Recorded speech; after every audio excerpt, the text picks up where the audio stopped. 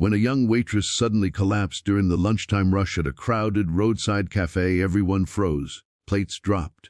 Conversations stopped. But the only people who ran toward her weren't the ones anybody expected. They were the group customers feared the most that day, the bikers sitting quietly in the corner. Before we begin this unbelievable story of kindness that went viral across the entire country, make sure you subscribe so you never miss a powerful real-life story like this one.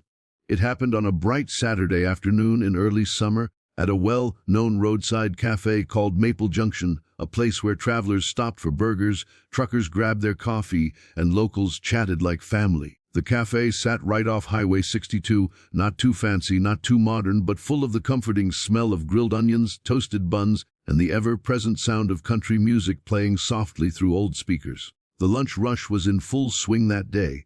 People sat elbow to elbow in booths, kids pressed their faces against the glass freezer filled with pies, and 3 servers hurried around trying to keep up with the wave of orders. And right in the middle of that chaos worked 23-year-old waitress Lily Thompson. Lily had been on her feet since sunrise. She had taken the early shift because one of the other waitresses had called out sick again. She needed the money, and she needed every hour she could get. She was supporting her younger sister, who was finishing high school, while also working 2 jobs to keep the electricity running in their small rented home.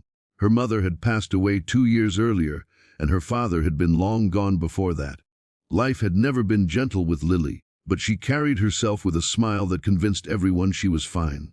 But on this particular day she wasn't fine, not even close. She had slept barely 3 hours the night before after closing her second job at the bakery, then waking up early for the cafe shift.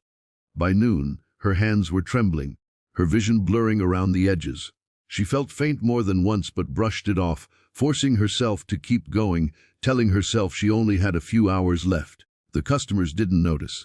The manager didn't notice. No one noticed except for one table. In the far left corner of Maple Junction sat a group of 6 bikers, members of a crew known as the Iron Wind Riders. Their leather jackets, heavy boots, and loud laughter made them stand out, and most customers kept their distance. People always assumed the worst about bikers. They looked rough, tough, and dangerous. It didn't matter that this particular crew spent half their weekends volunteering at homeless shelters or escorting charity rides for veterans. Outsiders saw the patches and tattoos and made assumptions, but the Iron Wind Riders noticed what others didn't. Especially Hawk, their leader, a tall man with weathered eyes who had spent years observing people more closely than they knew. He had survived hardships that taught him the subtle signs of someone in trouble. Hawk watched Lily rush from table to table, her steps getting slower, her face growing paler. He saw her force a smile at a couple complaining loudly about an overcooked burger. He noticed her hands shake as she filled their drinks, and he saw her wince and press a hand to her side as she leaned over to clean a table. Something wasn't right. Tank, the biggest biker in the group, noticed too. He whispered to Hawk, nodding toward Lily. "Kids running on fumes." Hawk nodded. More than fumes. A few minutes later it happened. Lily was carrying 3 plates at once, her tray balanced carefully. But her vision blurred again. The edges of the room went dark. A high ringing filled her ears. She took one step, then another, then suddenly her knees buckled. The plates crashed to the floor with a loud shatter. Every head turned. She didn't just fall, she collapsed. Gasps echoed through the cafe. A baby started crying. A couple stood up quickly, shocked. A few people reached for their phones, unsure whether to help or record. Her manager shouted her name and rushed over but froze halfway, clearly panicking more than acting. But the bikers moved instantly. Hawk leapt from his seat, pushing his chair back so fast it jolted. Tank was right behind him. 2 others followed, forming a tight circle around Lily where she lay trembling on the floor. Hawk knelt beside her and gently lifted her head. She was pale, sweating, and barely conscious. Tank pulled off his leather jacket and folded it under her head as a cushion while Hawk checked her pulse. Her breathing was shallow and fast. "She's dehydrated, exhausted, could be hypoglycemia," Hawk said calmly. He had medical training from his military years, something nobody at the cafe knew. Tank nodded and said, "I'm calling EMS." But Lily's manager pushed forward, waving his arms. No, she just fainted. We don't need to make a scene." Hawk's expression sharpened, and he rose slowly to his full height. The cafe went silent. "What she needs," Hawk said, voice low but firm, his help, not embarrassment. The manager stepped back, intimidated. Lily's eyes fluttered open for a moment. She whispered, I'm sorry, I didn't mean to drop anything. Please don't fire me. Her voice cracked from fear. That's enough, Hawk said gently, kneeling again. You're not apologizing for collapsing. You're allowed to be human. Tears slipped down her cheeks, making the cafe feel smaller, heavier. People watched, guilt settling over those who had complained earlier. The EMS arrived within minutes. Hawk briefed them clearly about her condition. They checked her vitals, lifted her onto a stretcher, and began preparing to take her to the hospital. But then came the twist no one expected. As the paramedics were wheeling Lily out the door, a man rushed into the cafe, wild-eyed and frantic. He was drenched in sweat, wearing an apron from a nearby bakery. It was Lily's second boss. Where is she? Someone told me Lily collapsed, he shouted.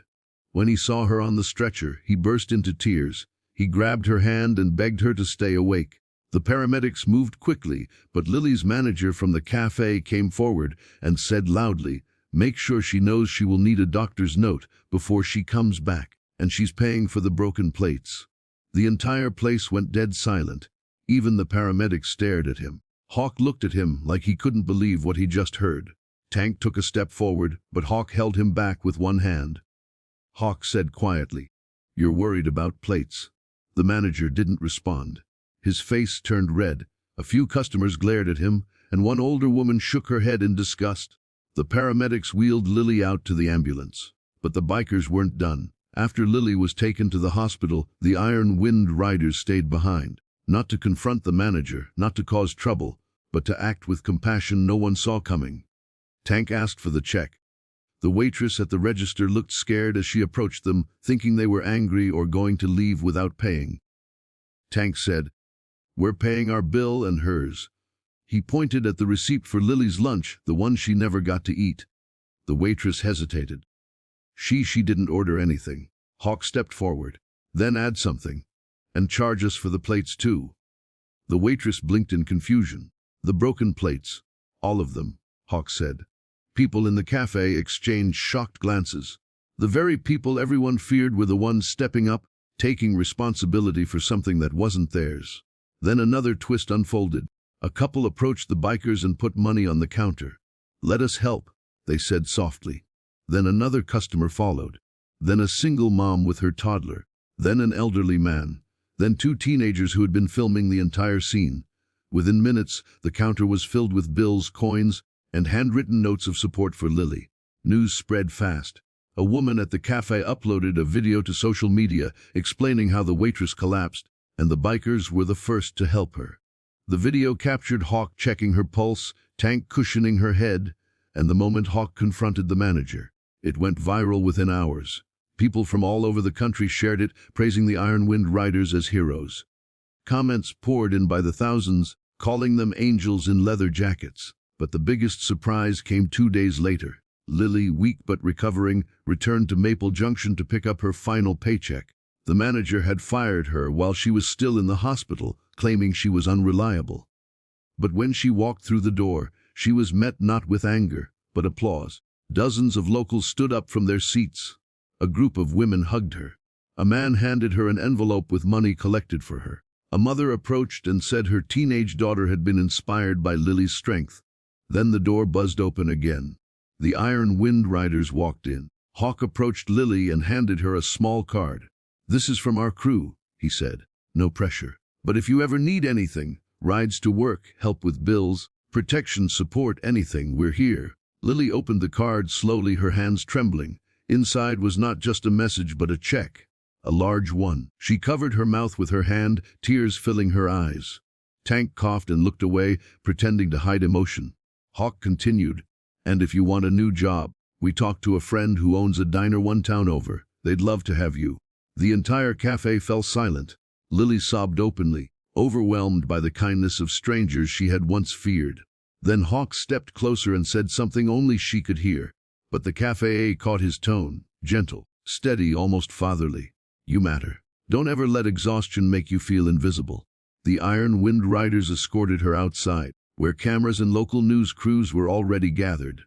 Reporters rushed toward them, asking Hawk how he felt being called heroes. Hawk shrugged and said, "We're not heroes, we just pay attention." That clip alone got over 5 million views. The biker crew didn't seek fame. They didn't need praise. They only hoped Lily would get the help she needed, and she did. Their kindness changed her life. She started working at the new diner a week later, where the staff treated her like family. Every weekend, the Iron Wind Riders visited her new workplace, not to be celebrated, but to tip everyone generously and keep supporting Lily. One afternoon, Lily joked that she had 6 overprotective uncles now. The bikers laughed, though none of them denied it. And the town changed too. People began seeing biker crews differently. They saw the humanity beneath the leather and the heart behind the tattoos. Maple Junction even launched a community appreciation day for local heroes, and the Iron Wind Riders were the guests of honor. Lily's story became a symbol of unnoticed struggle, unexpected compassion, and how sometimes the people you fear most are the ones who will save you without hesitation. Her story went viral because it showed a truth people often forget. You cannot judge a heart by the way a person looks. Kindness wears all kinds of jackets, sometimes leather ones. If you enjoyed this story, make sure you subscribe for more emotional and powerful stories like this one. And please tell me, from which part of the country are you watching this video?